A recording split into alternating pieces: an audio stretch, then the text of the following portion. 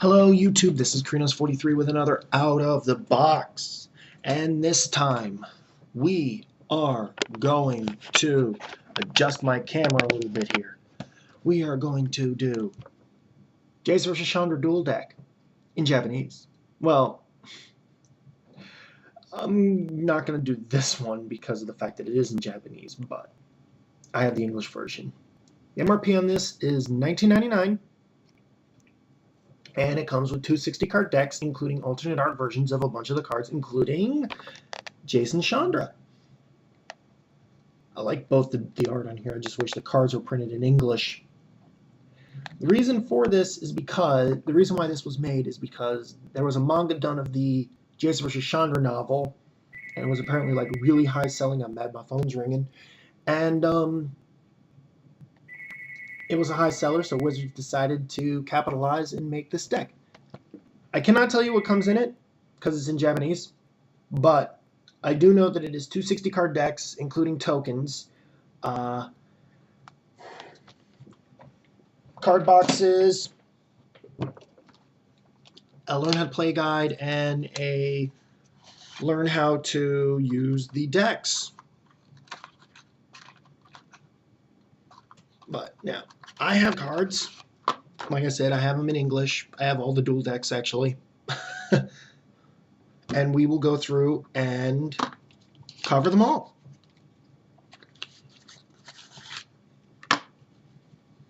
So we're going to show you the cards. They're right here. By the way, I figured out why my video is lagging. I think it has something to do with my camera. But it's nothing that, you know, I have really any control over. I mean, I've lowered the resolution on this video as compared to my last bunch. Hopefully that'll get rid of some of the lag, but don't put any money. I'm not putting any money on it. I'm just going to tell you right now. We're going to start with the Jace deck since the dual deck is titled Jace versus Chandra. The cards, other than the Planeswalker, the cards are sorted by converted mana cost. Jace. Readjust my camera some more.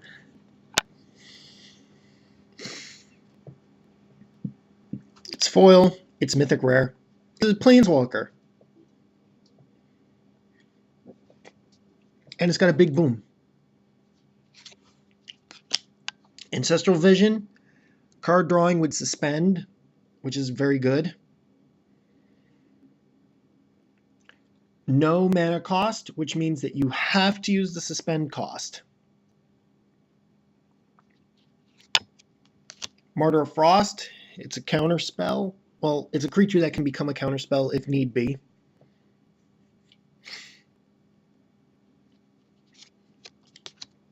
Fathom Seer, it's a morpher that draws. The deck actually comes with two of them. Unlike the premium deck, Fire and Lightning, there will be no more than two copies of any card in this deck, other than basic land. Wall of Deceit. It's a morphing wall. You can pay the 3 to make it an 0/5 wall. Well, you can pay the 3 to morph it, make it a 2/2 creature, pay the 1 blue to make it an 0/5 wall, and then pay 3 more if your opponent has no creatures out to attack with it.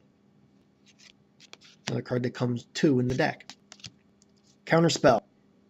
Self-explanatory. It's cancel for 1 less mana. It is the counterspell. Comes with 2. And it's also one of the alternate art cards too. Willbender. It doesn't counter, it redirects. But the only way you can redirect with it is by having the morph cost paid. Thusly flipping it face up.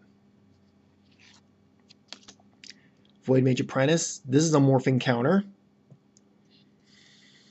It's one of those times too when the morph cost is more than the actual mana cost, but it's worth it because of the fact that it's a counter.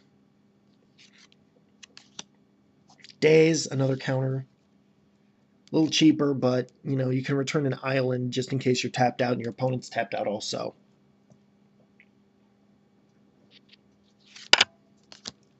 Mind Stone, it's card draw and mana.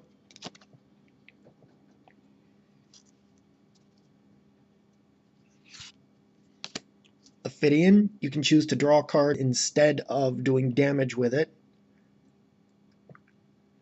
which is cool. Man of War, Bouncing. It's a 2/2 jellyfish. I didn't know jellyfish was still a creature type. And that comes with 2 of those. Repulse, another bounce, but it's also a cantrip. Draw a card. I love the flavor text on here. You aren't invited. Comes with 2 of those too. Bottle Gnomes, sack, gain 3 life. And it's also a creature.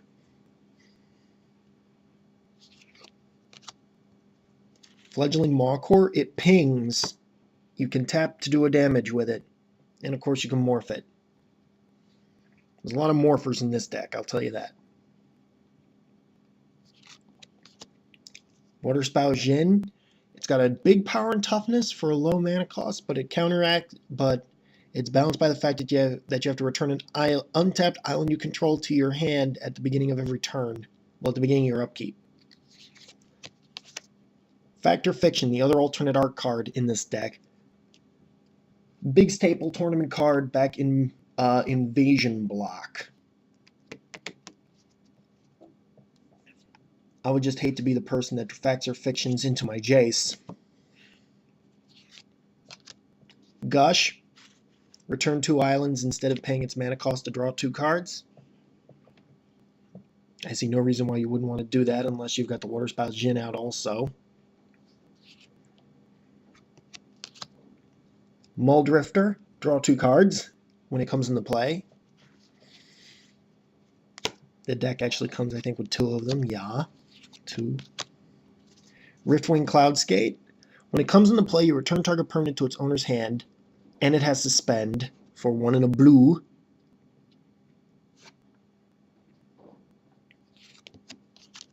Air Elemental, another flyer. This deck's full of flying. Aether Snipe, return target permanent to its owner's hand, and it's also got Evoke for roughly half the mana cost. This deck's got a lot of flyers, but the Chandra deck's got a lot of ways to get rid of them. I'll just tell you that now. Brine Elemental, another morpher. This deck was actually very, very viable in, I think the deck archetype was called Soggy Pickles, where you could figure out where you had a way to permanently lock your opponent out of untaps. I could be wrong. I'll have to ask my friend. Guile. This is why there's a lot of counter. Read the second ability. If a spell or ability you control would counter a spell, instead remove that spell from the game, and you may play that spell without paying its mana cost. That is why this is a big deal. This is why this deck's full of counters. Because of this guy right here. Quicksilver Dragon. If a spell or ability has only 1 target, and that target is Quicksilver Dragon, change that spell's target to another creature.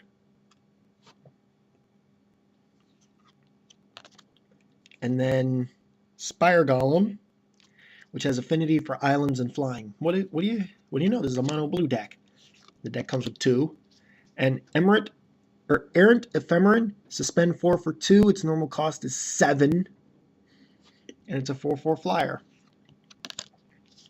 And then Condescend, which is a counter spell that scries. The deck comes with 2. And then the only non-basic land in the deck is Terrain Generator. 2 tap, put a basic land from your hand into play tapped. Very useful with all those cards that return. Very useful with all those cards that have alternate cost of returning islands. And now the Chandra deck. Straighten out my cards here. Chandra's Big Boom, of course, is 10 damage to a player and each creature he or she controls. And now the rest of the cards. Flamekin Brawler, it has the fire breathing ability. I'm surprised that hasn't actually become a key word. but that's me. The deck comes with 2 of those. Seal of Fire, one of the alternate art cards in this deck. It's an enchantment that you can destroy to do 2 damage.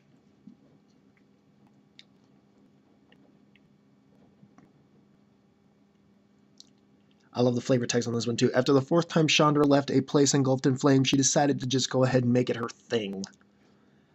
Well, she's a pyromancer. She's going to do that. And comes with 2. Firebolt. It has flashback and does damage. The flashback is significantly higher than the mana cost, but most flashback was. I'm pretty sure. And the deck comes with 2 of those too. Sunbright Flamekin. It has 8 red mana symbols on it. Because you use the ability 3 times to give 3 creatures trample, and then you get 8 mana. Though you got to be really specific with the wording here, because it says if this is the 3rd time this ability has resolved this turn, which means you can only use that ability 3 times to make it effective. But the deck comes with 2, so you should be able to do it a total of 6 times and get potentially 16 red mana out of it. Slith Firewalker, haste, and you get counters on creatures when you deal combat damage to players. The deck comes with 2 of those too. Incinerate does 3 damage, and a creature that's dealt damage this way cannot be regenerated this turn. And it's the other alternate art card in the Chandra deck.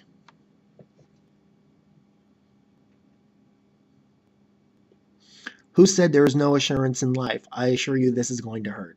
She's friggin' dive bombing with fire. It comes with 2. Fire Slinger, it's a pinger that damages you, but considering this is going to be in a burn deck, you're kind of hoping that you're going to do more damage to your opponent.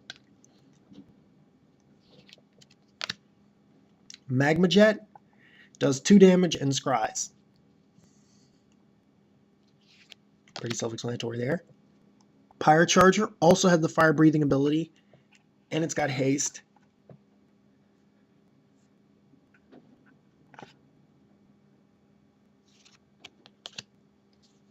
Flameweave Invoker. For 8 mana, you can do 5 damage to a player. Boom, 8 mana.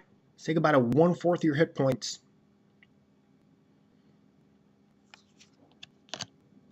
Flame Javelin. It deals 4 damage to a creature or player. Now, I have these sorted by converted mana cost. And yes, the reminder text here reads this card's converted mana cost is 6. But this is a mono red deck. There should be no reason at all why you cannot pay the 3 red mana to play this spell.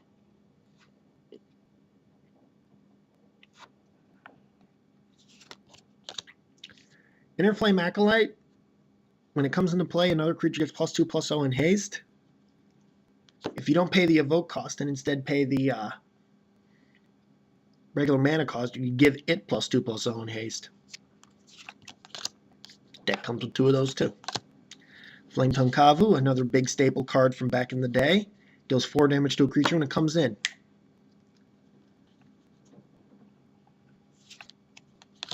Furnace Whelp, it's a dragon. It flies and it has fire breathing. Deck comes with 2 of those. Rakdos Pit Dragon, it's a dragon that actually gets double strike when you have no cards in hand, and fire breathing, and for 2 red you can give it flying. It does not start off with flying. Doesn't need to, it's a 3/3.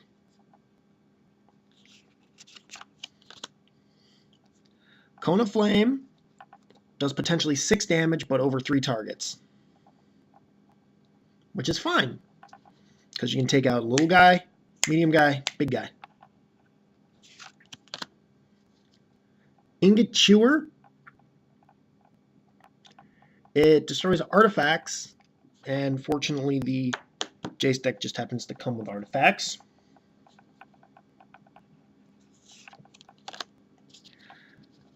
Hostility. If a spell you control would deal damage to an opponent, prevent that damage, and instead you put an elemental shaman into play for each damage prevented. That is why the Chandra deck comes with 3 elemental shaman tokens. Just for that purpose.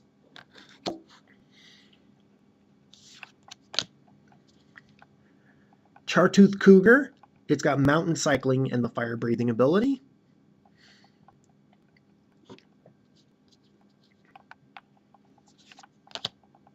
Fire Blast, you can choose to sacrifice 2 mountains instead of paying its mana cost to do 4 damage to a creature or player.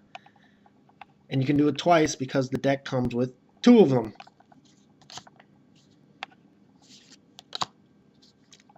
Oxidia Golem, it has affinity for mountains and haste.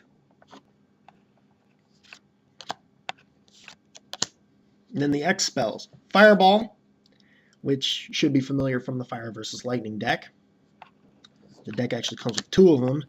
And then Demon Fire, which does X damage to a creature or player. A creature dealt damage with Demon Fire cannot be regenerated. Well, actually, let me rephrase that. A creature dealt damage from Demon Fire would be removed from the game instead of put into the graveyard if it is destroyed. And then if you have no cards in hand, the damage cannot be prevented, and the spell cannot be countered. And then the only non-basic land in the deck is one that does damage to a creature or player if you have no cards in hand. And then everything else in here is mountains. So there you have it. Those are the 2 decks. Is this money? Say yes. Reason being is because you get a whole bunch of great cards for the $20 that this pair of decks is worth. I mean, if nothing else, too, the alternate art planeswalkers are really cool. If you can find the English version, get it. I'm just going to say that right now. If you can find the English version, get it. If you can find the Japanese version, it's cool to have as like just like a novelty item. I bought it because, you know, I like the alternate art on the cards. I might actually try to put the Jace and the Chandra in the deck. I don't know yet. But yeah, I would suggest getting it. Just remember, $19.99. You get all of this in Japanese. Just don't be surprised if you can't read it. But until next time,